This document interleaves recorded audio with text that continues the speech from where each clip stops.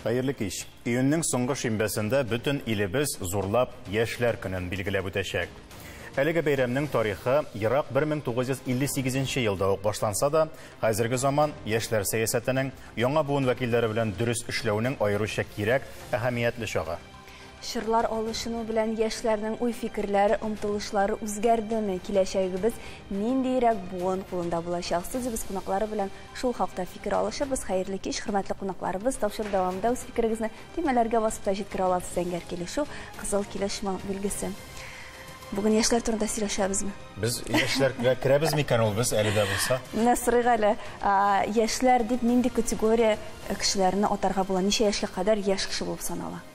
Бүгінгі көндә яшьләр категориясына инде без 14 яшьтән алып 35 яшькә кадәр кешеләрне кертәбез. Мин кермим икән инде, конверт. Син керәсең әле. Bütün серләрне ачып салды шул арада. Гомумән бүген безнең яшьләребез нинди нәрсә белән маугалар, нәрсә белән кызыксыналар, актив малар һәм яшьләр комитеты бүген нинди эшләр белән янып киеп яши алия? Казан безнең иң яшь шәһәрләрнең берсе дип әйтсәк, ялгышмабыз, чөнки безнең Казанда 45% ул инде менә туганнан алып 35 яшькә кадәр яшәгән яшьләр. Бу официаль мәгълүмат, әле официаль булмаган күпме студентлар безнең шәһәргә килә. Без гомумән бөтен яклап эшләргә тырышабыз, бөтен яклап та янабыз, чөнки безнең шәһәребездә яшәгән һәрбер казанлыга да безнең оешмаларда чаралар шөгыльләнер өчен бөтен кызыклы якларда булсын өчен дип янып киеп йөрибез инде. Монда фестивальләр да, яшь талантлы яшьләргә ярдәм итүдә, аларны чыгару да, анарсын бит инде безнең карарда тагын психологик ярдәм күрсәтү дә бүгенге көндә бу иң мөһим чараларның берсе, чөнки күп мәгълүмат булганда, күп чара булганда, безгә ял итәргә дә кирәк, күтәренке кәеф тә сакларга кирәк. Шуңа күрә безнең менә күп чаралар бар. Яшьләр дигәч, гел фестиваль, бәйрәм, укыту, танышу һәм башкалар кебек кенә күренергә мөмкин. Менә яшьләр эшләре министрлыгыннан сорыйсы килә. Аларга бу төркемгә дип әйтик инде. Бу гражданнарга конкрет нинди ярдәм кирәк булырга мөмкин һәм менә шушы комитетлар, министрлыклар, дәүләт органнары кайсы яктан нинди кануннарны файдаланып ярдәм итә? Бер төрле ипотека буенча берәр аларның өстенлекләре бармы? Ниндидер субсидияләре бармы аларның? Менә бу яктан инде теге тормышчан әйберләрдән грантлар шул. Аңладым, ул яктан килгәндә инде инфраструктура ярдәм күрсәтүне әгәр дә без хәзер санап китә калсак, ул инде дөрестән дә торак сораулары буенча да без яшьләргә бүгенге көндә ярдәм итәргә тырышабыз. Монда инде безнең яшьләр өчен аерым ипотека программасы кабул ителгән. Бүгенге көндә без инде аны менә Казан белән тыгыз элемтәдә үткәреп киләбез инде. Шулай ук яшьләр өчен бүгенге көндә проценты булмаган судыларда каралган. Ул инде безнең Татарстан Республикасы законнары нигезендә кабул ителгән чара булып тора. Шулай ук яшьләр безгә мөрәҗәгать итә алып, без алар белән элемтәдә торып, аларга менә бу булган мөмкинлекләрне кулланырга, файдаланырга булышабыз. Ул нәрсәгә бирелә? 35 яшькә кадәр булса. Ул 35 яшькә кадәр булса, яшь гаиләләргә, ата тулы булмаган гаиләләрдә исәптә тотылып, әгәр дә бер бала һәм аннан да күбрәк балалар булган гаиләләргә дә безнең менә шундый торак ягыннан булышлык чаралары кабул ителгән бүгенге көндә республика тарафыннан. Суды шулай ук квартираны, торакны үзеңә сатып алырга мөмкинлек булсын өчен инде. Ул инде менә беренче взнос ясаганда күп кенә яшь кешеләр өчен сизелерлек ярдәм булып тора бүгенге көндә. Торак мәсьәләсендә димәк ярдәм атагын. Без шулай ук идеясы бар икән, ниндидер идеяны тормышка ашыру өчен грант. Идеялар ягыннан килгәндә инде бүгенге көндә безнең республика нигезендә үзебезнең грантларда каралган. Ул менә физик затлар өчен без быел мисал өчен 7 миллион сум уйнаттык. Ул инде безнең конкурс күптән түгел генә үзенең результатларын игълан итте. Без аны инде социаль шелтәрләрдә дә, шулай ук инде СМИ аша да хәбәр җиткездек инде. Хәзер менә бүгенге көндә ул җиңүчеләр белән без килешмәләр төзибез. Һәм инде алар киләчәктә үзләренең социаль проектларын, идеяларын инде тормышка ашырырлар дип өметләнеп калабыз. Шулай ук бүгенге көндә федераль органнардан да бик күп мөмкинлекләр бар. Актив, идеялы яшьләр өчен алар инде форум компанияларында катнашып, анда үзләрен игълан итеп, инде анда катнашып грантлар ота алалар. Грантларның размерына килгәндә анда төрле саннар, максималь размерлар 1,5 миллион сумга кадәр җитә ала.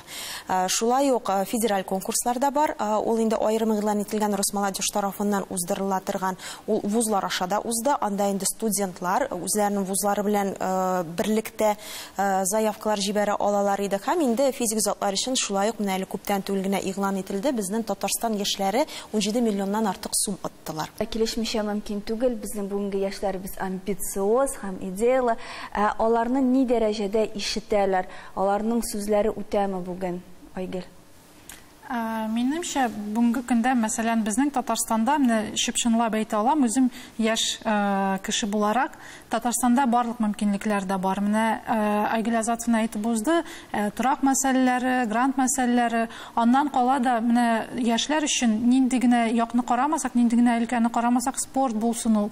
Безнең инфраструктура бик бай Татарстанда, хәтта һәрбер районның да үзенең спорт үзәге бар, әйтик, бассейннары бар, һәрбер районда, һәрбер авылда мәдәният үзәкләре бар, анда яшьләр рәхәтләнеп үз идеяларын тормышка ашыра ала. Шулай ук менә эш буенча мин үзем һәм гомумән күз аллауны киңәйтер өчен төрле регионнарга барып йөрим. Һәм Татарстандагы кебек мөмкинлекләр минемчә регионнарда булдырылмаган. Чөнки яшьләр эшләре министрлыгы булдырылды, һәрбер регионда да ул юк. Бу беренчесе, икенчесе гомумән хөкүмәтнең һәм рәиснең яшьләргә карата игътибары бик зур. Яшьләрне ишетәләр. Һәм иң мөһиме бу һәрвакыт үзгәрештә тора торган инфраструктура һәм мөмкинлекләр. Әйтик, 5 ел элек, белмим, мәсәлән, робототехника юнәлеше бик актив булмады. Бүгенге көндә аңа спрос бар, сорау бар, шуңа күрә ул актив кулланышта һәм һәрбер мәктәптә дә бар ул, дәресләрдә дә бар, һәм мәктәптән тыш булган программаларда каралган. Минемчә, яшьләрне ишетәләр һәм яшьләр үзләре дә катнаша. Һәм шуны да әйтеп үзем, мәсәлән, безнең яшьләр эшләре министрлыгының бер принцибы бар, ул шулайрак яңгырый, яшьләр тавышыннан кала бер нәрсә дә эшләмәскә. Димәк, яшьләрне тыңлап, үзебезнең программаларны төзәргә. Бу бик кызык фикер булды. Айгөл, бүлдереп булса да әйтим, менә Рәмзия сездән сорыйсы килә. Яшьләр тавышыннан башка дип әйтә, менә шундый принцип бар. Ул яшьләр ни дәрәҗәдә тавыш бирергә омтылып тора икән бүгенге көндә? Яшерен батырын түгел, менә аеруча 16 яшьтән 20 яшькә кадәр өлешен алсак, неформаль булган өлкәгә карап тору, бөтен принципларны да кире кагу, яшүсмерләр арасында бигрәк тә менә ул проблема отцов и детей дигән әйбер күптән алынган әйбер түгел бит инде. Менә әзер торалар дәүләт органнары, менә килегез, шушында булыгыз дип әйтеп торалар, ләкин миңа калса, менә кайбер төркемнәр аңа игътибар итми кебек.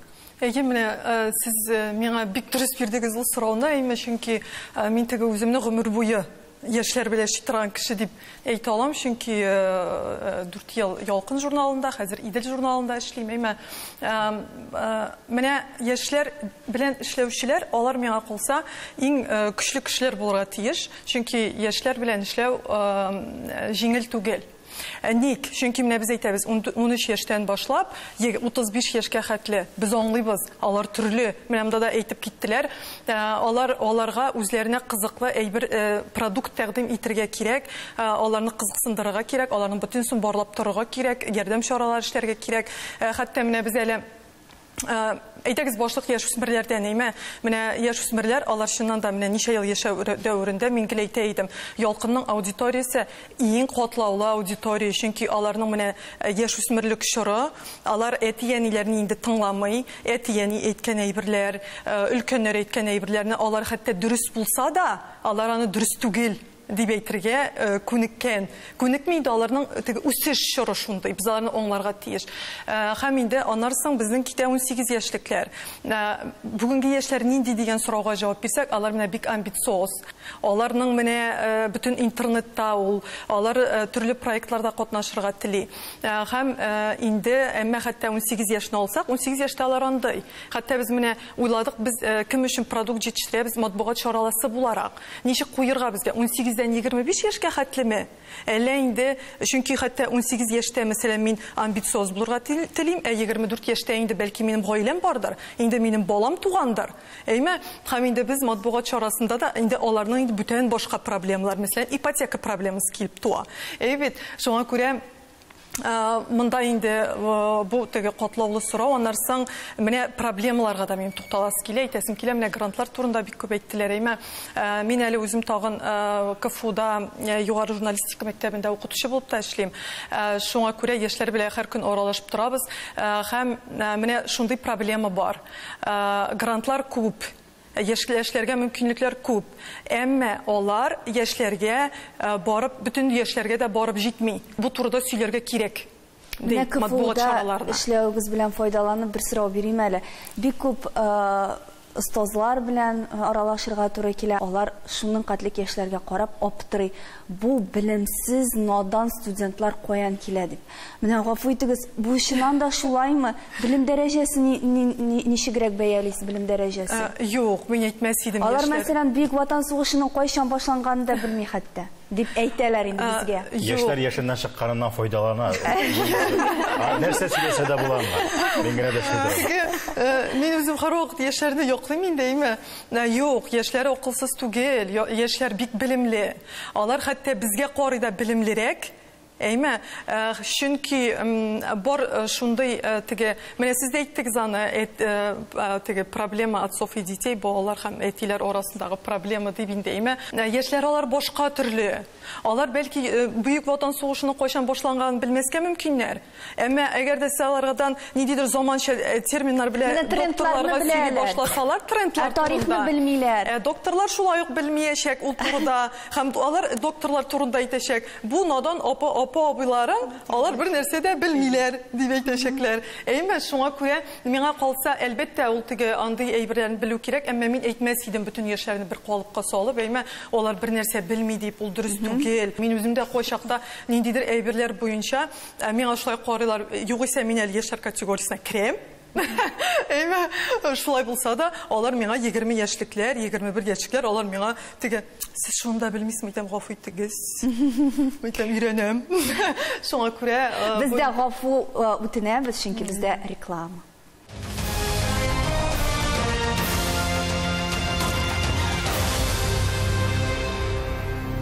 Хәерле кич, Таяну нуктасы студиясендә яшьләр көне уңаеннан яшьләрнең үзләре турында сөйләшүебезне дәвам итәбез. Грантлар, төрле ярдәм чаралары турында әйтеп уздык. Яшьләрне ишетәләрме, юкмаларын да белеп киттек. Монда төркемнәргә бүлгән вакытта, бәлкем хәзерге көндә бик дөрес тә түгелдер инде, ләкин шулай да. Рөстәм, сиңа бирәсе килә бу сорауны. Авылда яшәүче, авыл җирлегендә яшәүче яшьләр белән шәһәрләрдә, эрерәк район үзәкләрендә яшәүче яшьләрнең мөмкинлекләре, үзләрен тотышлары нинди дәрәҗәдә аерыла икән бүгенге көндә? Аермага килгәндә, әлбәттә генә инде яшерен әйбер түгел, авыллардан, авыл районнарыннан зурак шәһәрләргә, калага дип әйтгәндә китүче яшьләребез саны күп. Шәһәргә китү сәбәбе ул эш булмаумы? Юк, бөтен өстә тәрбиягә килеп тоташайны. Менә бүгенге көндә яшәү условиясы дип әйтгәндә авыл белән шәһәрдә практик аерылмый ул безнең. Суы да кергән, җылысы да бар, печәнне дә китереп бирәләр. Безнең Балтач районында да 22 елда практически 30-дан артык төрле республика һәм Россия күләмендә булган программаларга катнашып 1 миллиардтан артык инвестиция кирде. Алар нигә китәләр соң шуны эшләп? Ну, һәрбер әтияни баласының бәхетле булуын теләй. Шулай бит инде. Аннан соң яшьләрнең эшлисе дә килми, яшьләрнең белемле булмаудан гына түгел, бик эшлисе дә килми. Печәнне китереп бирсәләр дә, печәнне кертергә кирәк, минимум. Я төшереп бирергә кирәк. Я төшереп бирергә кирәк. Мансабер, әлбәттә генә инде авыл җире ул шәһәрнең яктылыклары һәм инде мәхәббәт биналары белән тартыша алмый. Әмма да ләкин әйтеп үткәнчә, менә бу тәрбиягә нигезләнеп, мин үзем инде бер баш авылында торам. Әтиәне белән 3 бала тәрбияләп калдык, без шулай калада укыдык. Җәл хәзрәт авылы ул билборд куйды кергән җирдә авылның туган җирне сөю иманнан дип. Шуңа күрә инде теге менә шул иманны тәрбияле булган. Безгә инде менә гомумән яшьләр белән эшләгәндә, яшь гаиләләр белән эшләгәндә без инде аңа да бик нык басым ясыйбыз. Хәтта бер генә баланы булса да алда калдыру буенча. Ул элек шулай булган. Безнең инде айрым күрсәтә торган Рәсәй күләмендә андый авылларыбыз бар. Ләйсән нәрсә белән килешмәдең? Килешмим, демәк, бөтен авылда тәрбияләнгән балалар китүчләр тәрбиясез булып чыга бит инде бу очракта. Һәм мәсәлән, үз шәһәренең китүчләре дә ул тәрбиясезлек түгелдер, бәлки, ул мөмкинлекләр булмау. Тулы канлы шундый ук шәһәрдә кебек тормыш алып бар өчен, мисал өчен, кешеләр ни өчен китә? Кешеләрнең үз балаларына менә дигән белем бирәсе килә. Әгәр дә шәһәр баласы мәктәптән я булмаса балалар бакчасыннан кала нинди булса башка шөгыльләр табып махсус мәктәпләргә йөри икән, әлбәттә инде авылда туып үскән кеше, менә мин авылда калам, ләкин минем балам менә шушы мөмкинлекләрсез кала дип үзен берничек тә калдыра алмый, чөнки бала хакына булса да ул күчә. Аннан эш мәсьәләсе, түләү мәсьәләсе, шул ипотека һәм башкалар. Гафу итегез, ләкин ул миграция дәвам итәчәк, ул бер кайда китмәячәк, ул шулай ук бик зур проблема. Ничек кенә калдырырга тырышсак, минем менә танышлар арасында, мисал өчен, аның да бит инде кызыксындыру чаралары бар. Мисал өчен, йорт бирәләр, я булмаса инде булса күләмдәге акча. Алар аны ала, билгеле ничәдер ел дәвамында эшли, ала һәм авылдан әкрен генә чыгып китә, чөнки һәр кешенең бәхетле һәм тулы канлы тормыш алып барасы килә. Бу беренчедән. Икенчедән, чындырысын әйткәндә, бүгенге тапшыруда бер генә дә менә әйтегез 14 яшьтән алып 35 яшькә хәтле бу бик зур диапазон. Шуңа күрә яшьләр сәясәтендә дә проблемалар чынлыкта бар. Мин үзем 13 ел бу өлкәдә эшләгән кеше буларак, тегемдә конфликтләнеп кенә утырасы килми. Барысы чыннан да Татарстанда әле башка субъектлар белән чагыштырганда барысы да күпкә 100 мәртәбәгә яхшырак, ләкин бездә дә проблемалар бик күп. Ләкин мәсәлән, менә шушы студияда да без бүтенебез диярлек менә шушы яшьләр яшеннән чыгып бара торган кешеләр һәм безнең күз аллабыз гомумән башка. Мин бүгенге көндә шулай университетта КФУда укытам. Һәм беләсезме, менә Рәмзия әйтеп уздым, амбициоз яшьләр дидем. Алар чыннан да бик амбициоз, ләкин алар менә шушы амбицияләрне ничек тормышка ашырырга икәнлеген кайвакыт белеп бетерми. Хәтта мәгълүмат бик күп булган очракта да. Ягъни безгә дә килеп сөйләмәделәр, инде югалып калмадык ич әле. Әнә авылдан чыгып китү турында әйттек. Мәсәлән, мин мәктәпне бетергәндә ничәнче елда икәнен хәтерләмим. 89нчы елда мин менә шуннан чыгып ишәпләгәз инде. Мин авылдан чыгып киткән вакытта укырга дип, анда андый мөмкинлекләр юк иде. Бәлкем авыл ягын әле караганда булыр идек, монда да эшләр перспектива бар икән дип уйланыр идек, ләкин андый мөмкинлекләр юк иде. Бу мөмкинлекләр туганга әле ошон килмәгәй бер 10 ел бардырмы, юктырмы? Ансы да бер. Ләкин менә кара, әлбәттә яшьләр бүгенге көндә алар башка. Менә син әйттең бит, мәсәлән, балалар һәм аталар проблемасы. Алар һәр даим булачак. Ләкин менә Луиза мәсәлән әйтеп узган шул ук профессорлар һәм башкалар, янәсе менә яшьләр бер нәрсә дә белми, алар акылсыз, алар белемсез. Яшьләр белән бер телдә сөйләшә белми торган кеше ул һәр вакыт шулай үз-үзен аклаячак.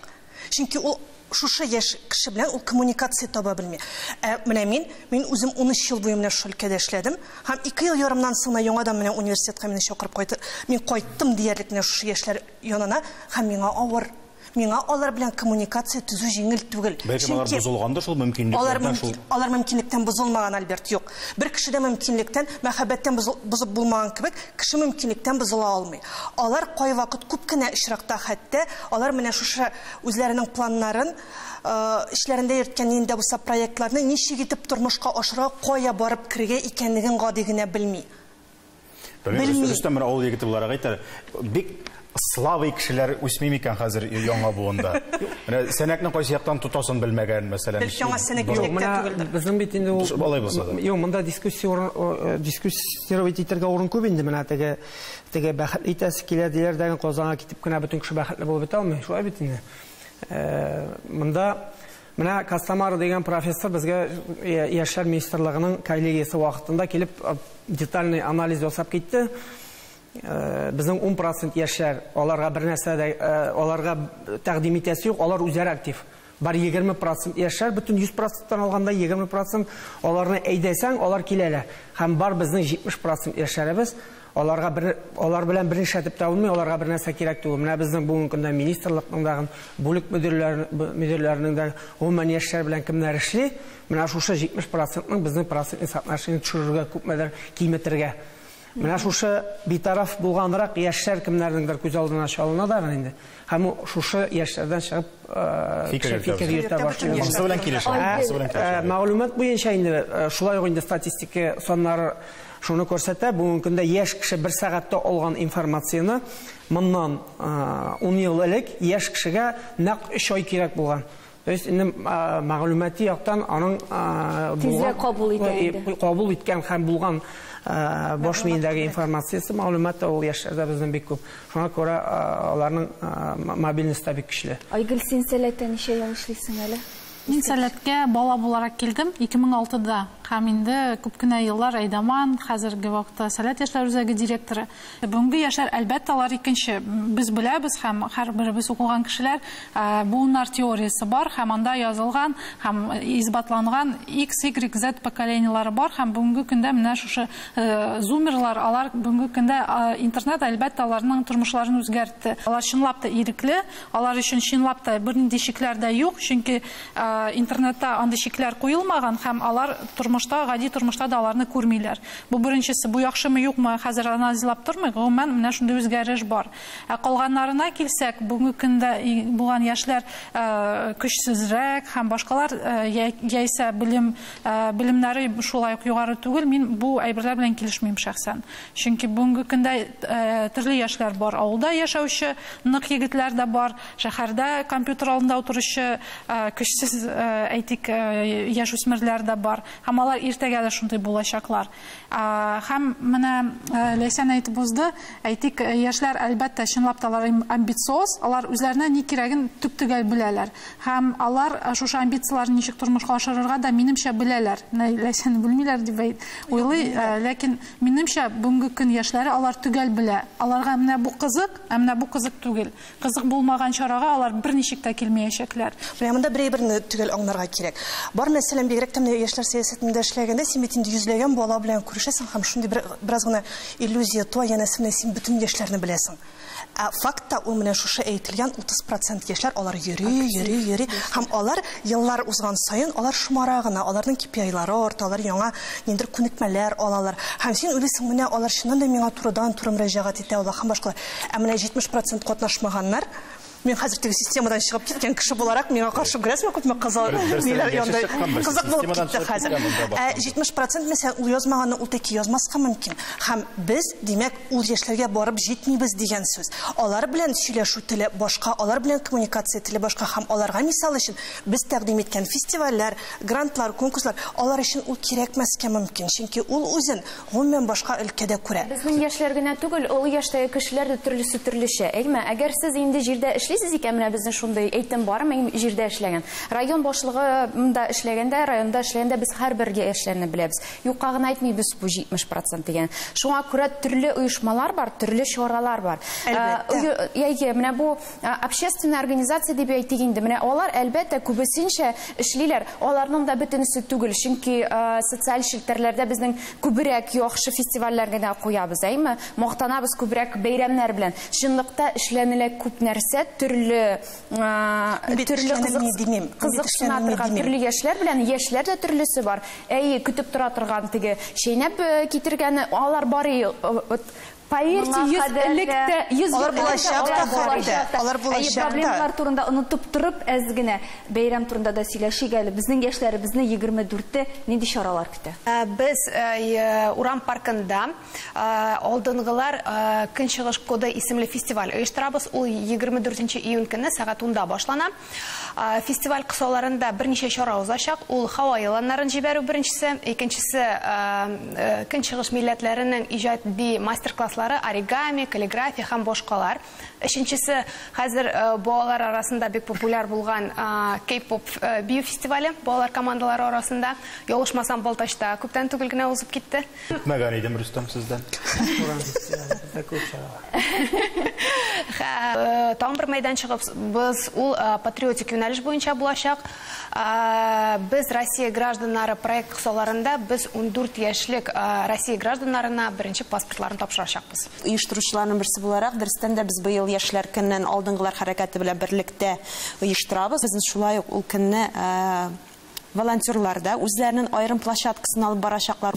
Патриотик чаралардан килгәндә, анда инде барлык яшьләр өчен генә дә түгел, барлык шәһәрдә ул көнне калган булган безнең кешеләр өчен шулай ук тирдә булачак, кухняда эшләп киләчәк инде, шуңа күрә урам экстрим паркына барсын да көтеп калабыз. Киләчәк яшьләр кулында дип әйтергә яратабыз.